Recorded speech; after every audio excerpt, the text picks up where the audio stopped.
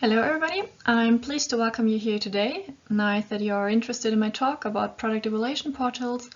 I really look forward to tell you something about the project in the next few minutes, and I hope you will enjoy the talk. So what have we done in the project Use of Evaluation Portals? On the one hand, we investigated whether online customers select reviews wisely, and on the other hand, when they contribute to reviews themselves. I'm pretty sure that all of you know it, and all of you have done it before. And to be honest, especially in times like these, it's hard to imagine life without it. What I'm talking about is online shopping. But even without times when no other shops are open, online shopping is and was very common. Actually, 8 out of 10 customers regularly purchase items on the internet, and if they do so, they can't rely on a salesperson's expertise or trustworthiness. But what they can rely on are customers' reviews. And customers' reviews are actually the main source of recommendations today. And the benefit of such reviews is the presentation of positive and negative reviews at the same time, because a simultaneous presentation can enhance decision quality. But that's only the case if customers select reviews that resemble the distribution of reviews for the product at hand. And a selection usually is necessary, because lots of reviews are given for one product, and no one can or want to read all of those reviews that are given.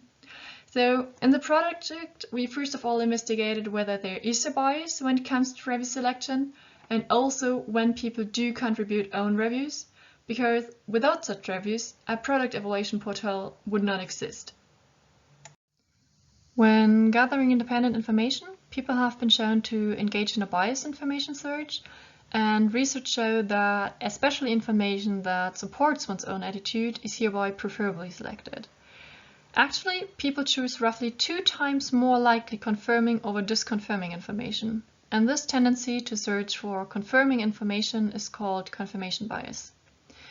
There is also first evidence that a confirmation bias occurs in recommender systems like a product evaluation portal. And in the following, I want to talk a little about some factors that are known to foster confirmation bias in general and that might affect information selection while using evaluation portals. So first of all, the precondition for a confirmation bias is a formed attitude regarding the information. So the stronger people are committed or attached to an attitude, the more likely they are to defend a view and so prefer confirming over contradicting information. There are factors that strengthen an initial attitude.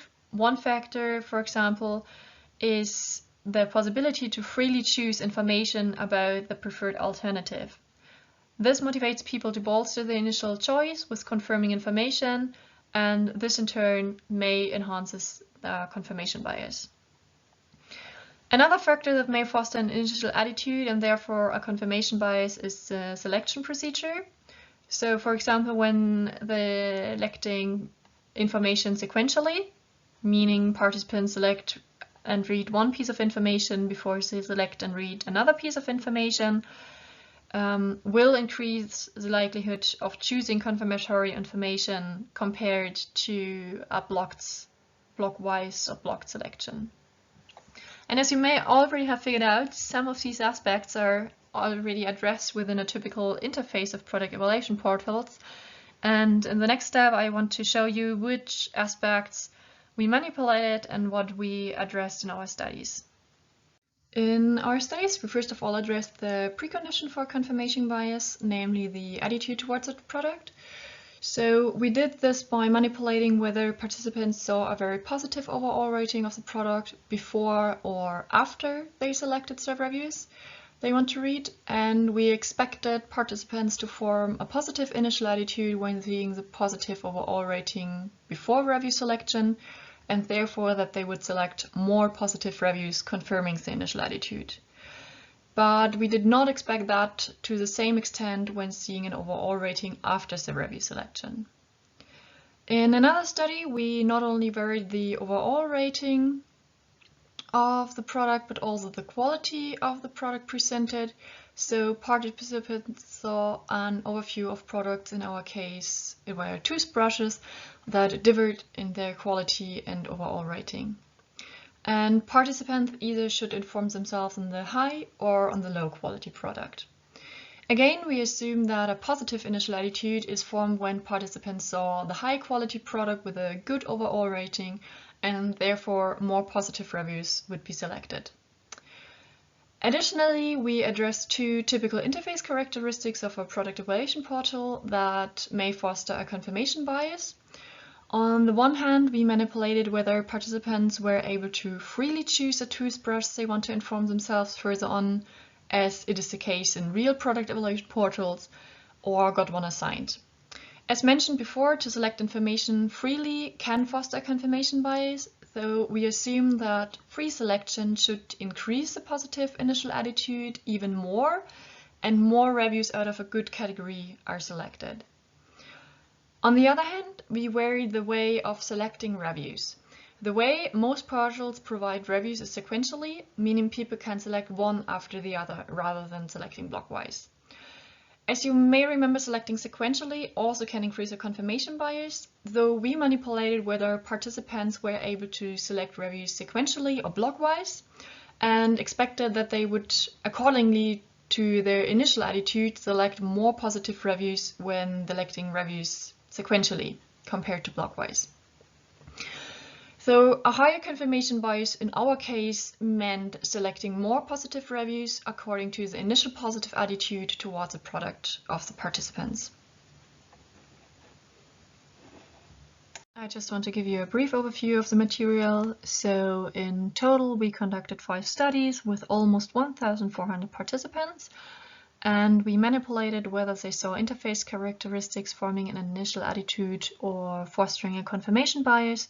So as mentioned, for example, they were able to freely select which toothbrush out of those 6 they want to have and want to inform themselves further on. And then they were able to select how many reviews they want to read out of which category, and afterwards were able to read the reviews. Over all studies, we found that interface factors did not foster confirmation bias, though it was unimportant whether participants, for example, selected a product by themselves or got one assigned, and no group differences occurred. So none of our interface manipulations fostered a confirmation bias, but what we found was a small but significant deviation from the scale mean towards selecting positive reviews.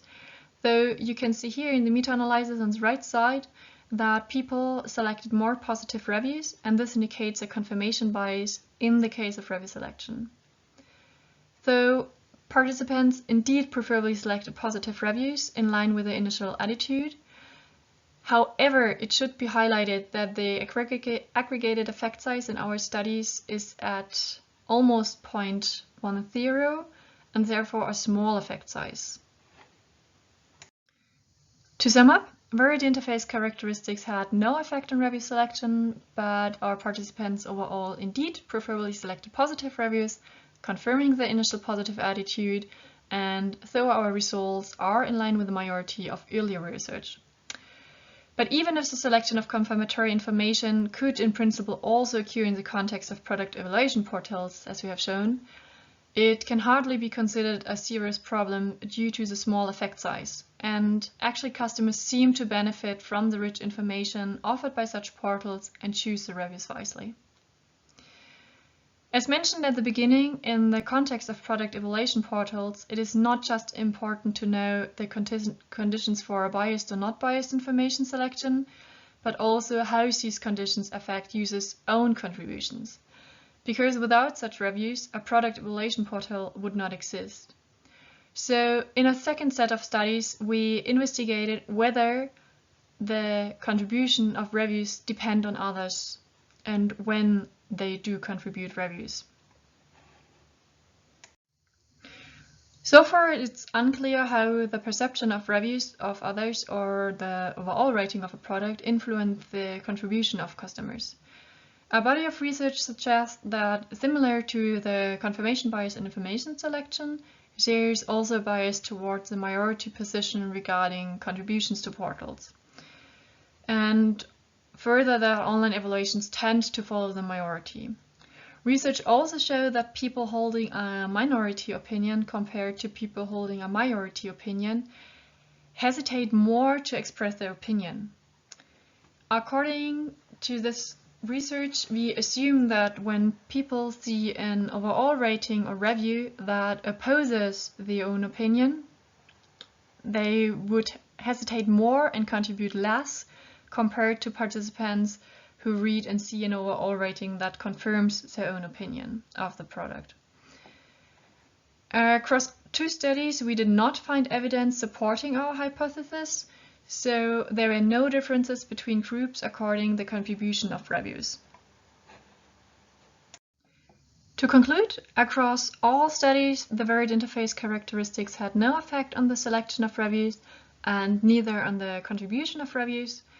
What we found was a small aggregated effect size for confirmatory selection in the first study set, but given that this effect is so small, our research suggests that customers select the reviews more or less wisely and can benefit of the rich information such product evaluation portals are providing.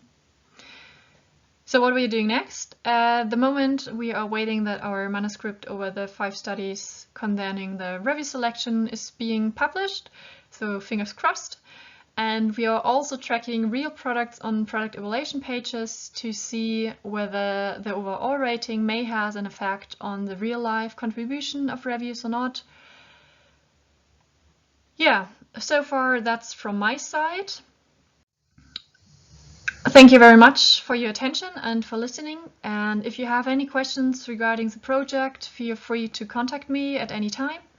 And last but not least, a big thank you also to Kai Sassenberg, Mandy Hütter and Kevin Winter, who together have contributed to the success of this project. So thank you very much again and have a great day. Bye bye.